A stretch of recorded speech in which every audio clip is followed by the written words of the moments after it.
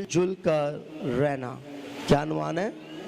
मिलजुल कर रहना है। मिलजुल का मतलब जो लफ्जी मैंने इसके मीनिंग समझे जाने कि एक साथ रहना, एक जगह रहना, एक सोच रहना, एक ख्याल रहना, एक ही इरादा रखना, एक ही अज़्म रखना।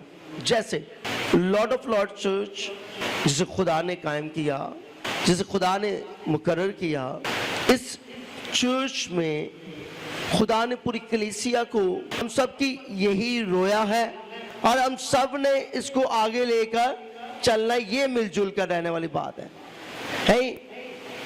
जो चीज़ खुदा की तरफ से मुकर्रर हो गई है, हम सब ने उसकी रिस्पेक्ट करनी है, उसकी इज्जत करनी है और उसके साथ मिलजुल कर रहना है। खुदा का कलाम जो हमें सिखाता बताता है, हमें खुदा के कलाम के साथ मिलकर रहना चाहिए। हमें खुदा के घर के साथ मिलकर चलना चाहिए। हर वो बात जो बाइबल मुकद्दस में लिखी गई है वो काबिले इज्जत और कबूल करने के लायक है। अक्सर औकार जब बच्चे गलियों में खेल रहे होते हैं और उन बच्चों के अंदर कभी कभी ऐसी फाइट नजर आती है, तो राह चलता हुआ राही भी कहता है, मुसाफिर भी कहता है, बेटा मिलजुल कर खेले, मिलजुल कर खेले। अगर हमारी लाइफ के अंदर ये क्राइटेरिया नहीं है, ये अंदाज नहीं है, तो फिर मंजिल को हासिल करना, कामयाबी को हासिल करना मुश्किल दर बात है।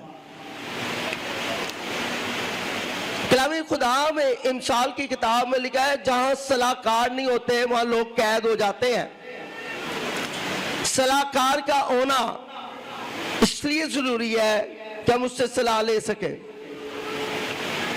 और जब हम सलाह लेते हैं तो इसका सबो सबाब ये निकलता है कि हम मिलजुल कर रह रहे हैं। कहीं ना कहीं हमें जरूरत पड़ती है सीनियर्स की, कहीं ना कहीं जरूरत पड़ती है हमें इल्म की, कहीं ना कहीं जरूरत पड़ती है तजुर्बे की, एक्सपीरियंस की। लेकिन ये उस सूरत में होता है कि जब हम मिलजुल के रहते हैं। अच्छी सलाह उस वक्त मिलती है जब सलाहकार के साथ मिलकर रहे। अच्छा रास्ता उस वक्त नजर आता है जब हम रास्ता दिखाने वाले के साथ मिलकर रहे। यूनाइट होना, मुत्तफिक, मुत्तहद होना, यकजहती में रहना, सुलह और सलामती में रहना, मिलजुल कर रहना, ये सारी बातें हम पर साबित है और हम पर उतरती भी हैं।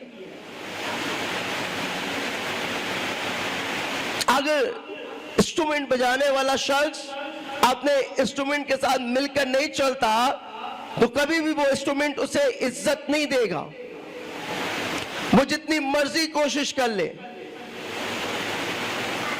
कलाम खुदा में लिखा है कि जब तक खुदा घर ना बनाए, बनाने वाले की मेहनत अब से, आप जितना मर्जी छाकते रहे अब से, आप जितनी मेहनत करते रहे अब से, जब तक आप खुदा के साथ मिलकर चल नहीं रहे हैं, यूनाइट नहीं है, आप मुत्तफिक नहीं है, तो फिर जिंदगी का सफर तय नहीं होने वाला। इसकी आसान तरह एग्जाम्पल ये दूंगा मिलजुल कर रहने की। ये एक माइक है और ये सिंगल है और इसको कोई भी तोड़ सकता है, लेकिन जब मैं 10 माइक एक जगह पर जमा कर दूं और मैं कहूं कि जी इन्हें 2 हिस्से करें तो ये नहीं टूटेंगे। ये मिलजुल कर रहने की बात है। जो पत्ते, शाखें जब दरख्त के तने के साथ मिल जाती हैं तो मुकर्रर वक्त पर वो तना जो है उन्हें ताजगी और तवानाई देता रहता है। गौर कीजिए, हमें मिलजुल कर रहने की जरूरत है। आए मिसा देखें कलामे मुकद्दस में ज़बूर 132 और उसकी पहली आयत मुकद्दस की तलावत करूंगा आपकी खिदमत में। ज़बूर 132, ज़बूर 133 सॉरी, ज़बूर 133 और उसकी पहली आयत मुकद्दस की तलावत करूंगा आपकी खिदमत में। ज़बूर 133 उसकी पहली आयत मुकद्दस की तलावत करूंगा आपकी खिदमत में। देखो कैसी अच्छी और खुशी की बात है कि बाहम भाई मिलकर रहें। फिर दोबारा आपकी खिदमत में पढ़ूंगा। देखो कैसी अच्छी और खुशी की बात है कि बाहम भाई मिलकर रहें, बाहम भाई मिलजुल कर रहें, बाहम भाई मलाप में रहे, बाहम भाई मोहब्बत और सलीके में रहे, बाहम भाई खुदा की मर्जी में रहे, खुदा के मंसूबा में रहे। कैसी अच्छी और ये खुशी की बात है। कलामी खुदा हमें इस बात की आगाही देता है कि खुदा को जुदाई पसंद नहीं है, खुदा को फासला पसंद नहीं है, खुदा को नफरत पसंद नहीं है। और अकॉर्डिंग टू बाइबल हमें ये बात नजर आती है, कैसी अच्छी और खुशी की बात है कि बाहम भाई मिलकर रहे। आज दुनिया की खुदा ने बहन भाइयों में दरार डाल दी, जुदाइयां पैदा कर दी, लड़ाई झगड़े पैदा किए। क्यों? क्योंकि मिलजुल कर ना रहे। क्योंकि अगर ये मिलजुल कर रहेंगे तो जो काम महीनों में होना है वो दिनों में हो जाएगा। और अगर ये मिलजुल कर नहीं रहेंगे तो जो काम महीनों में होना है वो सालों पर चला जाएगा। काम जरूर होगा लेकिन उस पर वक्त दरकार लगेगा, उस पर वक्त की अहमियत और बढ़ती जाएगी। गा कीजिए, एक जन्नत सी बात है। एक शख्स को काम दिया जाए कि ये काम आपने करना है, अब वो काम करना शुरू करे तो उसे अकेलेपन में कई घंटे लग जाते हैं, ज्यादा टाइम लग। लेकिन अगर वही काम 10 लोगों को दे दिया जाए या 10 लोग मिलकर करें तो मेरे ख्याल है वो माइक्रो सेकंड में हो जाए। खुदा का काम करना, खुदा की खदमत करना, खुदा के तौर तरीके में चलना, खुदा के कहने के मुताबिक उस काम को सर अंजाम देना, ये वही कर सकते हैं जो मिलजुल कर करते हैं। खुदावंद यीशु मसीह ने हमें ये तालीम दी है कि अगर तेरा भाई तुझसे नाराज और खफा है और तू दुआएं और मुनाजातें करता है और तेरा भाई तेरे साथ नहीं मिला हुआ तो तेरी दुआएं बेकार है। पहले उससे जा मिल, सूरज डूबने से पहले उससे मिल। लेकिन इंसान के अंदर एक ऐसा ही है, आला भी है जो मिलने नहीं देता, मिलजुल कर रहने नहीं देता। अब वो आला खुदा का लगाया हुआ नहीं है, वो ऑर्गन खुदा का लगाया हुआ नहीं है, वो ऑर्गन अब्लीस का वो अटकंडा है जो हमारी सोचों में डालता है, वो है ईगो। जब तक मुकर्रर फरिश्ता के अंदर ये अलामात ना आई वो खुदावन के साथ मिलकर चलता रहा। वो खुदा उनके साथ पवस्ता रहा, जुड़ा रहा, लेकिन जैसे ही उसके अंदर फकर आने लगा तो वो उनने खुदावन से मिलना मना कर दिया। वो खुदा के साथ मिलकर फिर चल नहीं रहा था, और ना चलने के इवज क्या हुआ, वो अपनी बरकत से महरूम हुआ। मेरे अजीजों, इत्तेहाद में बरकत है। जिस कौम, जिस जमात में इत्तेहाद नहीं है, कभी भी उसकी बुनियादें मजबूत नहीं होती हैं। बाइबल मुकद्दस इत्तेहाद की बात करती है। राय सलाह के बारे में बात करती है। अगर कौम लीडर के साथ मिलकर नहीं चलती है तो वो लीडर उनके लिए कुछ नहीं कर सकता और कौम लीडर के लिए कुछ नहीं कर सकती। लीडर जो है वो आपको सलाह दे सकता है, आपको राह दिखा सकता है।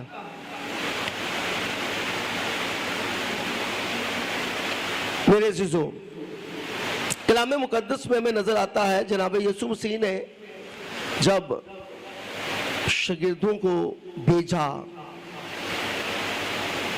तबलीग करने के लिए, उन्हें खिदमत करने के लिए, तो कहा, दो दो का जोड़ा बनाया और कहा कि देखो, न दाएं मुड़ना न बाएं मुड़ना।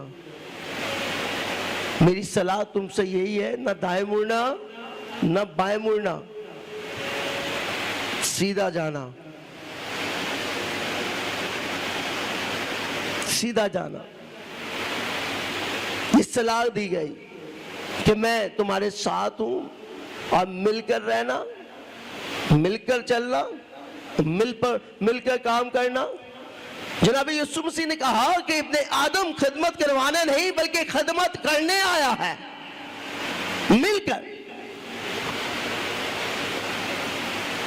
और मेरे अज़ीज़ों, जब हम सलाह के बगैर जाते हैं, सलाहकारों के बगैर जाता है, लंबा हो जाता है। कलाम खुदा में लिखा, तेरा दिल ना घबरा। दिल उस वक्त घबराता है जब हम मिलजुल कर नहीं रहते हैं। दिल उस वक्त नहीं घबराएगा जब आप यदीम होंगे और यूनाइट रहेंगे, इत्तेहाद में रहेंगे। ठीक है, ईमान, उम्मीद, मोहब्बत तीनों तहमी है, लेकिन अफजल इनमें क्या है? मोहब्बत है। गौर कीजिए, मिलना एक रिलेशन है। जैसे कि भाई जब रास्ते में मिलते हैं या चर्च आते हैं या जॉब पर जाते हैं तो भाई भाइयों से हाथ मिलाते हैं, दिस इज द गुड, ये मिलना है। बहनें गले लगती हैं, पाक बुसा लेती हैं, ये मिलना है। मिलजुल कर उस वक्त जब आप मिलते हैं, हैंडशेक करते हैं, तो फिर मेरे ख्याल से आपके अंदर ना तो कोई अलामात हो, ना तो कोई ऐसे लफ्ज़ या ऐसी चीजें हो जिससे आप बोले कि ये मिलना बेकार। जैसे कि ये कलामी खुदा है। अक्सर मैंने देखा भाई जब आते हैं तो कलाम को ऐसे रखा, हमने कलाम के साथ रिलेशन किया है, उसे अपने गले के साथ, अपने दिल के साथ लगाए, हम मिले हुए हैं। और अगर ये कलाम हमारे साथ मिल गया है और हम इसके साथ मिलजुल गए हैं तो फिर इस जहां के हम शक्ल ना बने, इस जहां के हम शक्ल ना बने। अगर आप इस जहां के हम शक्ल बनेंगे तो ये कभी आपको मिलने नहीं देगा। अगर हम इस जहां के हम शक्ल बनेंगे तो इस जहां का खुदा ये कहता है, मिलजुल के ना रहो, लड़ाई करो, झगड़े करो, गुस्सा करो, नफरत करो, बुग़्ज़ रखो, एंजॉय करो, और तरह के फरीके और तकब्बुर करो, असद करो, जुदाइयां, फासिल। ये इस जहां का खुदा का प्लान है कि ये मिलजुल करना। अब बाइबल कहती है, देखो कैसी अच्छी खुशी की बात है कि बाम भाई मिलकर रहे। हम सब को बतौर मसीह होने के नाते, ईमानदार और दीनदार होने के नाते मिलजुल कर रहने की जरूरत। ये खाली चर्च में नहीं, अपने घरों में भी इस बात को अहमियत दें। मेरे अजीजों, ये जरूरी अमल है, ये बाइबल मुकद्दस का इल्म है। मिलजुल कर रहने के लिए हमें तौर तरीकों को सीखने की जरूरत है। इंदे नमा शंदे रबासो, इन तरीकों को सीखने के लिए हमें दुनिया की दौड़ में से निकलना पड़ेगा, दुनिया के तौर तरीकों से निकलना पड़ेगा, दुनिया के दस्तूरों से निकलना पड़ेगा और बाइबल मुकद्दस की बातों को अपनाना पड़ेगा, तब जाकर आप मिलजुल कर रह सकते हैं। आप देख लें, घरों में जब मैं जाता हूँ विजिट करने के लिए तो बहुत सी ऐसी बातें शेयर करते हैं लोग, और एक ही घर में लोग रह रहे हैं, एक ही घर में लोग रह रहे हैं, भैन भरा ना नहीं बोलन दे, भरा भैन ना नहीं बोलन दे, माँ प्यो औलाद ना नहीं बोलन, मिलजुल कर नहीं रह रहे। अब मिलजुल कर ना रहने का सबो सबब एक और भी है, बर्दाश्त का ना होना। जिस जिंदगी के अंदर बर्दाश्त नहीं है वो कभी मिलजुल कर रह ही नहीं सकती है। हालांकि बाइबल मुकद्दस के मुताबिक देखें, जनाब यीशु मसीह को क्या कुछ नहीं कहा। आलूयत से बशरियत में वो बदन के अंदर थे, बदन में नजूल हो चुका था और उस बदन में रहकर भी इंसानी बातों ने उन पर हमला किया, इंसानी बातों ने उन पर अटैक किया और इवन के बहुत से ऐसे इल्जामात भी उन पर लगाए गए। लेकिन जनाब यीशु मसीह कौम के साथ मिलजुल कर ही रहे और सलीब पर भी ये कहा, ए बाप इन्हें माफ कर दे क्योंकि ये नहीं जानते हैं। जहां जनाब यीशु मसीह को ये पता चला कि बाप मुझसे जुदा हो गया है तो उसकी रूह तड़पने लगी और कहता है, बाप तूने मुझे अकेला क्यों छोड़ दिया, तू मुझसे अलग क्यों हुआ, तू मुझसे जुदा क्यों हुआ, मैं तो तेरे साथ मिला रहना चाहता हूँ। गौर कीजिए, मैं कभी कभी इस बात को सोचता हूँ और मुझे कहता है कि हम सबको दुआ करने की जरूरत है। मैंने कहा बर्दाश्त नहीं है तो आप कभी मिलकर नहीं रह सकते, कभी मिलकर। आप देखें अय्यूब नबी जिसका सब कुछ बर्बाद हो गया और एंड में सिर्फ एक ही आल रह गया था, उसका लाइफ पार्टनर, उसकी जिंदगी जो थी उसका लाइफ पार्टनर था। और क्या हुआ, उसने भी आकर उसके मुंह पर खुदा की तकमीन की और कहा कि किस खुदा को मान। हालांकि अय्यूब ने बड़ी खूबसूरत पॉजिटिव बात करते हुए कहा कि तू नदानू जैसी बातें क्यों करते हैं। जब बर्दाश्त खत्म हो जाती है ना तो फिर नदानों जैसी बातें शुरू हो जाती हैं, और जब नदानों जैसी बातें शुरू होती हैं तो बेजा फकर बातें हो रही होती हैं जिनका कोई मतलब नहीं होता, कोई मकसद नहीं होता, कोई बुनियाद नहीं होती, फिर वो बातें हमारे लबों से सादर होती हैं और उसके इवज क्या होता है, हम मिलजुल कर नहीं रहते हैं। अब हाँ, सब अय्यूब की लाइफ पार्टनर मिसेज ने, बीवी ने, जोजा ने भी यही काम किया और कहा तू नदानों जैसी बातें क्यों करती है। पहले तो एक बात ये बता, मेरे पास है क्या था, खुदा के बगैर तो मैं कुछ नहीं था। अगर तू मेरी जिंदगी कैसे बनी तो ये भी खुदा की मर्जी, औलाद मेरी खुदा ने दी, कारोबार दिया खुदा ने दिया, तो अच्छा नहीं कि मैं खुदा के साथ ही मिला लूं। और कहा कि उसी ने दिया, उसी ने लिया, उसी का नाम खुदा। उनके साथ अय्यूब नबी मिला रहा, जुड़ा रहा, और जब वो मिला रहा, जुड़ा रहा और उसके साथ चलता रहा तो खुदा ने उसे बहाल किया। खुदा ने क्या किया, उसे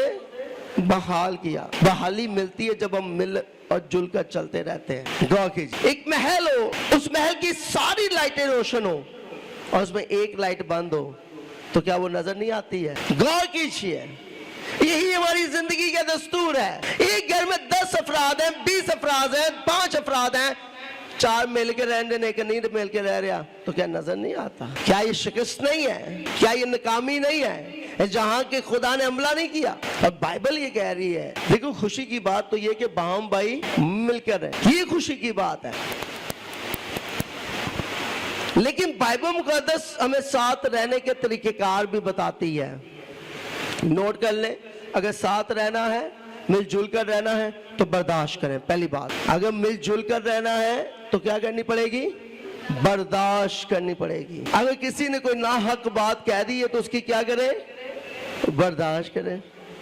किसी ने गाली दे दी, उसकी क्या करें, बर्दाश्त करें। हो सकता है कि मुकर्रर वक्त पर आके खुदा ये बात उसे सिखाए कि तूने ये काम गलत किया है और वो आपके पास खुद आके कहे सॉरी सर, सॉरी सॉरी। और जब हम बर्दाश्त नहीं करते हैं तो फिर नदानों जैसी बातें जरूर करते हैं जिसके इवज दिलों में नफरतें, बुग़्ज़, असद, जुदाइयां, फिरके, तकब्बुर, असद और फासले पैदा होते हैं। एक तरफ हमने तरफ खुदा का कलाम लगाया हुआ है और दूसरी तरफ हमने दुनिया की चीजें लगाई हुई हैं। हम कैसे मिलजुल के रह सकते हैं? या तो हम इतने अच्छे ईमानदार हो कि दोनों चीजों को समझते हो, एक अच्छे दीनदार हो, एटलीस्ट रुकुस कह रहे हैं बच्चे तो चलो मिलजुल के नहीं रहते, उनमें कभी कभी तकरार पैदा हो जाती है, लेकिन बड़ों को तो मिलजुल कर रहना चाहिए। इत्तेहाद में ब्लेसिंग्स हैं, बरकत है, नेमतें हैं। जब तक साउल मिलकर नहीं रहा, वो दुनिया की खुदा की कहने के मुताबिक कत्ल गारत करता रहा,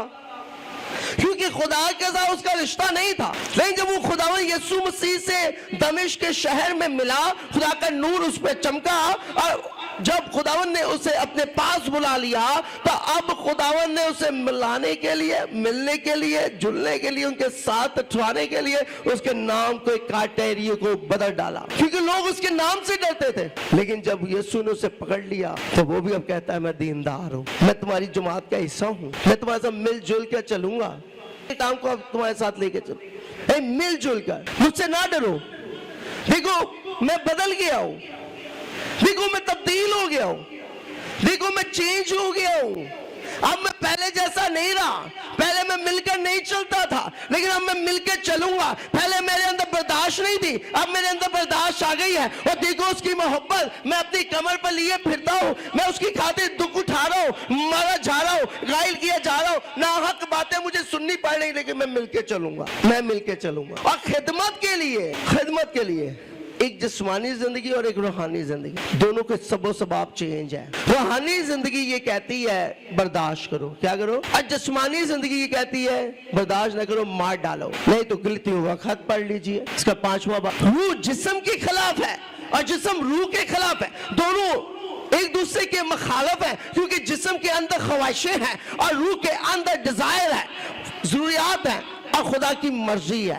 जिस्म कभी नहीं कहेगा कि तू खुदा से मिल, लेकिन रूह कहेगी तू खुदा से राब्ता कर, उसके साथ मिल जा, उसके साथ मिलजुल कर चल। मेरे अजीजों, खुदा हमारी खुशी को देखना चाहता है। शादी का समा हो, सजावट की हो, और उस महफिल के अंदर जहाँ 200 लोगों की सिटिंग है, वहाँ सिर्फ 10 बैठे हों और 190 लोग उस महफिल का हिस्सा ना बने हो, तो उस महफिल का क्या हाल है। जनाब यीशु मसीह ने भी कहा शागिर्दों से, क्योंकि वो दिल में कहने लगे ये कौन है, ऐसा क्यों करता है, और क्या बात कह रहे हैं। यीशु ने उनके दिलों को पढ़ लिया और कहा कि तुम में ये बातें कहां से आ गई, ये बातें तुम में कहां से समा गई, तुम में तकरार कहां से पैदा हुए। मैंने तो तुम्हें ये तालीम नहीं दी है, मैंने तो ये तुम्हें इल्म नहीं दिया है, मैंने तो तुम्हें मलाब का दर्ज दिया है, मैंने तुम्हें मोहब्बत का दर्ज दिया है, मैंने तुम्हें इत्मीनान का दर्ज दिया है, लेकिन मैं देख रहा हूं कि तुम्हारे मुंह के अंदर और तुम्हारे दिल के अंदर ये बातें कहां से आई। जाके मिलजुल कर रहने वाले, मिलजुल कर रहने वाले, ये जुमला नोट कर लीजिए, मिलजुल कर रहने वाले एक दूसरे को महफूज करते हैं। मिलजुल कर रहने वाले एक दूसरे को क्या करते हैं, महफूज, प्रोटेक्ट करते हैं, प्रोटेक्शन देते हैं, कवर अप करते हैं। आप देखें जब हम कोई गेम खेलते हैं, मैं अभी जब समर कैंप हुआ उसमें मैंने एक गेम बच्चों को खिलाई, और ये पंजाब की बड़ी अच्छी गेम है जिसमें पहलवान जो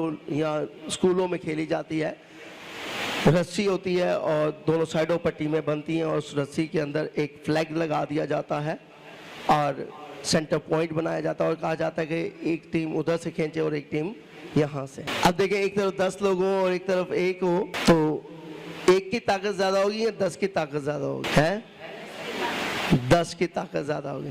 तो बस यही बात सीखने वाली है कि वो 10 क्या थे, मुत्तहद थे, यूनिटी में थे, उन्होंने उस रस्सी को खींच लिया है। जोर तरबार हमें मिलजुल कर अपने आप को खुदा के हुजूर क्या करना है, पेश करना है। आप देखिए यूहन्ना बपतिस्मा देने वाले ने बड़ी खूबसूरत बात दलेरी के साथ कही, क्योंकि लोग मिलजुल कर नहीं रहते थे, इसलिए कहा आए, हालांकि लफ्ज इतने सख्त हैं उस दौर के अंदर, जो बड़ी दलेरी के साथ यूहन्ना नबी ने कह दिए कि आज शाम के बच्चों तुम्हें किसने जिता दिया, आने वाले गजब से भागो। जब पता चल गया अब गजब आ गया है, अब हम भाग रहे हैं, और जब वक्त था कि हम मिलजुल कर रहे और खुदा की मर्जी को बजा लाए, उस वक्त हमारे अंदर एक ईगो था जिसके इवज हम मिलजुल कर ना रहते थे, और ना रहने के इवज अब आफत आ पड़ी है। गौर करें, जनाबी यीशु मसीह मिलजुल कर रहे तो आसमान खुला या नहीं खुला? जब जब वो दुआ करते थे तब तब फरिश्ते आके उन्हें तकवीयत देते थे। दुआ कीजिए। आए आगे देखते हैं कलाम खुदा में। खुदा का कलाम तो हमें इस बात की आगाही देता है। आए ज़बूर 32 और उसकी 8वीं आयत आपकी खिदमत में पढ़ूंगा।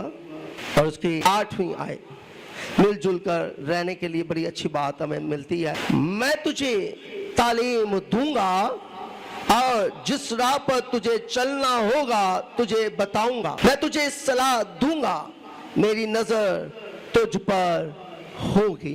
चंद चीजों पर अमल करने की जरूरत है। पहली बात, मैं तुझे क्या दूंगा? क्या दूंगा जी? तालीम कौन देते हैं? उस्ताद। मैं अपने उस्तादों को मुकर्रर करूंगा और वो तुझे क्या देंगे? तालीम देंगे। और उसके बाद लिखा है और जिस राह पर चलना होगा, उसके बारे में भी बताऊंगा, क्योंकि ताकि तुम मिलजुल कर रहो और अपनी मंजिल तक पहुंच जाओ। तुझे बताऊंगा। दो बातें तुम्हें यहां सीखने को मिल रही हैं। पहली बात, तालीम। ना एजुकेट होने के इवज हम मिलजुल कर नहीं रहते। ये तो जायज़ हरकत है कि मिलजुल कर ना रहना। यहाँ मिलजुल कर रहने के लिए खुदा का कलाम कह रहा है, मैं तुझे क्या दूंगा? तालीम दूंगा। क्या दूंगा? तालीम दूंगा।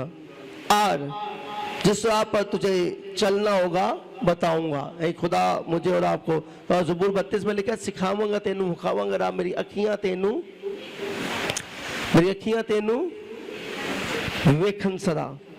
मैं तुझे सलाह दूंगा। क्या दूंगा? जहां कहीं तू भटके, जहां कहीं तू ठोकर खाए, जहां कहीं तू गिरे, मैंने अपना मंसूब मुकर्रर किया, मैंने अपना लीडर भेजा ताकि वो तुझे सलाह दे कि ये रास्ता खतरनाक है, ये तुझे खुदा के पास नहीं, ये तुझे इंसानों से मिलने नहीं देगा, ये तुझे खुदा की खदमत करने नहीं देगा और तू भटक जाएगा। इसलिए मैं तुझे सलाह दूंगा और मेरी नजर तुझ पर होगी। अब खुदा की नजर किन पर होगी? आए देखते हैं कलाम खुदा में ज़बूर 32 उसकी 6ठी आयत में लिखा है, इसीलिए हर दीनदार तुझसे ऐसे वक्त में दुआ करे जब तू मिल सकता है। खुदा की नजर दीनदारों पर होगी, जो दुआ गो लोग होंगे, जो मोहब्बत का दर्स देंगे, जो बर्दाश्त करेंगे, जो सब्र करेंगे। खुदा की नजर उन पर होगी। जो बर्दाश्त नहीं करते, खुदा की नजर उन पर नहीं है। दुआ कीजिए। आज हमें मिलजुल कर रहने की जरूरत है। अगर हम मिलकर नहीं रहेंगे तो हमारी मंजिल हमसे दूर हो जाएगी, हमारी फतह हमसे दूर हो जाएगी। एक कड़ी दूसरी कड़ी को बांधे रखती है, एक कड़ी दूसरी कड़ी को बांधे रखती है और ये कड़ी एक लंबी लंबी कड़ी बनती चली जाती है। जब माला के अंदर मोती परोए जाते हैं, एक मोती डाला, दूसरा डाला और डालते डालते जब वो माला बन जाती है तो खूबसूरत नजर आती है। और अगर एक ही धागे के अंदर सिर्फ एक मोती डाल के किसी के गले में पहना दिया जाए तो खूबसूरती नहीं है। आप देखें, जब हम हाल लेने जाते हैं तो वो फूलों को एक साथ एक ही माला में परोता है और उस माला के अंदर अगर रेड कलर का फूल चल रहा होता है तो वो उस फूल के साथ एक कंट्रास्ट करते हुए व्हाइट फूल भी देता है, पिंक भी देता है। उससे ये नहीं है कि पिंक उसके खिलाफ है, रेड के खिलाफ है, या रेड अब पिंक के खिलाफ हो जाए। नहीं नहीं नहीं, वो उसी माला का हिस्सा है ताकि माला की खूबसूरती को उजागर किया जाए, बनाया जाए। इसी तरह खुदा जमात को लेता है, उन्हें एक ही जगह पे कायम करता है और उसी जमात के अंदर किसी को पिंक कर देता है, किसी को रेड कर देता है, किसी को ब्लू कर देता है, इसलिए कि उस जमात की खूबसूरती बढ़े। ये नहीं है कि वो जो रेड है वो कम तर है और जो येलो है वो ज्यादा है। नहीं नहीं नहीं, सिर्फ खुदा खूबसूरती का खुदा है। खुदा क्या कहता है? खूबसूरती को पसंद करता है। बाइबल कहती है खुदा तरतीब का खुदा है, खुदा तरतीब को खींचता है। हम सब पंजाब के रहने वाले लोग हैं। हम पंजाब चले जाएं तो वहां जब खेती बाड़ी होती है और वहां दरख्त जब उगते हैं तो वो शाखें जो फजूल होती हैं मालिक काट देता है। इसलिए काटता है ताकि दरख्त जो है वो खूबसूरत नजर आए। आज जब हम बुराइयों को खत्म करना चाहते हैं, उनकी छांट कांट करना चाहते हैं, तो आई एम नॉट एग्री कि मेरी वो ब्रांचेस ना काटे, फजूल शाखों को ना कट करें। गौर कीजिए। इसलिए खुदा खूबसूरती चाहता है और खूबसूरती वेल एजुकेट होने से है। इल्म, तेरी रूह इल्म से खाली ना रहे। इल्म का होना खूबसूरती का अंदाज है। अगर चर्च में बैठे हुए हम चर्च को प्ले लैंड बना दे तो खूबसूरती नहीं है। हाँ, पार्क में जाके आप प्ले लैंड बनाए तो खूबसूरती है, क्योंकि वो पार्क है, वहां खेल कूद की जगह है।